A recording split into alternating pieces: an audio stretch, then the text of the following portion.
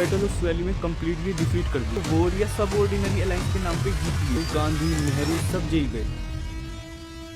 तो ये बात है 16th सेंचुरी। यूरोप में मानो एक रेस चल रही थी। मसाले, सिल्क और गोल्ड के लिए पोर्चुगल, नेदरलैंड, फ्रांस सब इंडिया ट्रेड करना चाहती थी, क्योंकि इंडिया दुनिया का सबसे बड़ा एक्सपोर्टर था उस वक्त। इसी रेस में इंग्लैंड ने एक कंपनी बनाई, द ईस्ट इंडिया कंपनी, जिसे 31 दिसंबर 1600 को क्वीन एलिजाबेथ फर्स्ट के द्वारा चार्टर दिया गया। फिर 1608 में पहला ब्रिटिश शिप सूरत के पोर्ट पे आया और captain William Hawkins Mughal emperor Jahangir से मिलने आगरा गए ट्रेड परमिशन मांगने, लेकिन पोर्तुगीज अपना इन्फ्लुएंस ऑलरेडी जमा चुके थे, जिस वजह से इन्हें परमिशन नहीं मिली। फिर 1612 में ब्रिटिश शिप्स ने पोर्तुगीज शिप्स को बैटल ऑफ स्वैली में कंप्लीटली डिफीट कर दिया, जिसे देखकर जहांगीर इंप्रेस हुआ और 1613 में ईस्ट इंडिया कंपनी को ऑफिशियली सूरत में फैक्ट्री खोलने की परमिशन दे दी। फिर अगले कुछ डेकेड्स ईस्ट इंडिया कंपनी ने 3 क्रिटिकल पॉइंट्स पे अपनी प्रेजेंस स्ट्रॉन्ग करी, जिसमें आते हैं मद्रास, बॉम्बे और कोलकाता। अब तक तो सब ठीक था, ट्रेड हो रही थी और दोनों साइड खुशी थी, लेकिन 1707 में औरंगजेब की डेथ के बाद मुगल एम्पायर का तो कंट्रोल टूटने लगता है और रीजनल पावर्स उठने लगी।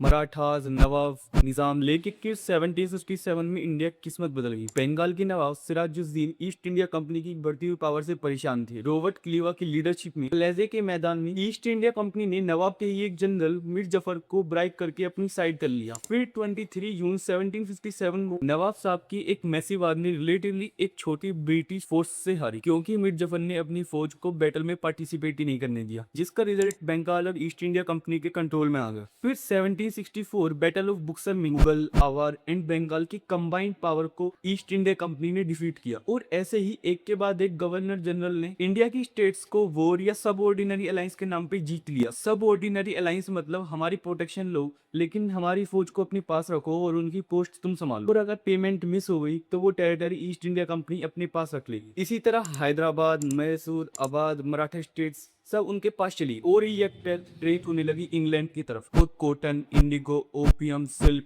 सब एक्सपोर्ट होते थे, लेकिन इंडियन वीवर्स और फार्मर्स को फेयर प्राइस नहीं मिलता था और टैक्सेस इतने हैवी थे कि बंगाल में 1770 में फेमाइन पड़ी, जिसमें 1 करोड़ से ज्यादा लोग मरे। फिर 1857 में इंडियन इंडिपेंडेंस के लिए फर्स्ट वॉर हुई, जहां ये ड्यूमर्स फैले। एनफील्ड राइफल की कार्टेज में सुअर और गाय की चर्बी, जिस वजह से हिंदू और मुस्लिम दोनों सोल्जर्स नाराज हो गए और सिपाहियों को ये कार्टेज दांतों से खोलने पड़ते थे। और मंगल पांडे ने बैरकपुर में पहला शूट चलाया और फिर रेवोल्ट स्प्रेड हुआ पूरे नॉर्थ इंडिया में, लेकिन ब्रिटिशर्स ने इस रेवोल्ट को रूथलेसली क्रश कर दिया। बहादुर शाह जफर को एग्जाइल पे भेजा गया, जहां उनकी डेथ हो गई। फिर 1857 के बाद ईस्ट इंडिया कंपनी का रूल खत्म हो गया और ब्रिटिश क्राउन ने इंडिया को डायरेक्टली कंट्रोल करना शुरू कर दिया और फिर क्वीन विक्टोरिया इंडिया की एम्प्रेस बनी। इंडिया पूरे 89 ईयर्स गुलाम रहा, जिसमें कुछ चीजें बनाई गई, जैसे 1853 में पहली ट्रेन बॉम्बे से थाने चली और फिर पूरे इंडिया में रेलवे नेटवर्क बिछा दिया गया और साथ ही telegraph, postal system, modern universities, courts, ये सब भी इंट्रोड्यूस करे गए। लेकिन ये सब इंडिया के लिए नहीं बनाया गया था, ये बनाए गए थे इंडिया के रिसोर्सेज निकालने के लिए। और साथ ही ब्रिटिशर्स ने डिवाइड एंड रूल का भी इस्तेमाल किया, जिसमें 1905 में लॉर्ड क्यूरोन ने बंगाल को Hindu and Muslim majority area में बांट दिया। और फिर 1919 में अमृतसर में एक पीसफुल गैदरिंग के समय जनरल डायर ने बिना वार्निंग के फायर करने का ऑर्डर दे दिया, जिसमें काफी सारे लोगों की मौत हुई। फिर 1885 में एक पार्टी बनी जिसका नाम था इंडियन नेशनल कांग्रेस। पहले तो ये सिर्फ छोटे मोटे रिफॉर्म्स मांग रहे थे, लेकिन बाद में इनका भी गोल बना कंप्लीट इंडिपेंडेंस। और इसी के साथ बाल गंगाधर तिलक ने ये कहा था कि स्वराज मेरा जन्मसिद्ध अधिकार है और मैं इसे लेकर रहूंगा। और इसके बाद 1915 में गांधी जी साउथ अफ्रीका से वापस आए और नॉन वायलेंट रेजिस्टेंस यानी सत्याग्रह शुरू करा। और इसके बाद 1919 में नॉन कोऑपरेशन मूवमेंट, जिसमें विदेशी चीजों को बॉयकॉट करा गया। इसके बाद 1930 में दांडी मार्च, जिसमें गांधी जी ने 241 माइल चल के समुद्र तक गए और उसमें से नमक निकाला, क्योंकि ब्रिटिशर्स नमक पर टैक्स लगाया करते थे। इसी के साथ 75 में सुभाष चंद्र बोस थे, जिनकी अप्रोच बिल्कुल डिफरेंट थी। उन्हें लगता था कि सिर्फ नॉन वायलेंस से कुछ नहीं होगा। इसके बाद 1943 में आईएनए यानी इंडियन नेशनल आर्मी ने जापान की हेल्प से बोस ने एक आर्मी खड़ी करी और नॉर्थ ईस्ट इंडिया में ब्रिटिश फोर्सेस से लड़ाई करी। फिर 1929 में भगत सिंह ने सेंट्रल लेजिस्लेटिव असेंबली में बॉम्ब फेंका 23 की एज में, किसी को मारने के लिए नहीं बल्कि अपनी आवाज को बुलंद करने के लिए। और फिर 1931 में उन्हें और उनके साथियों को फांसी दे दी गई। इसके बाद 1942 में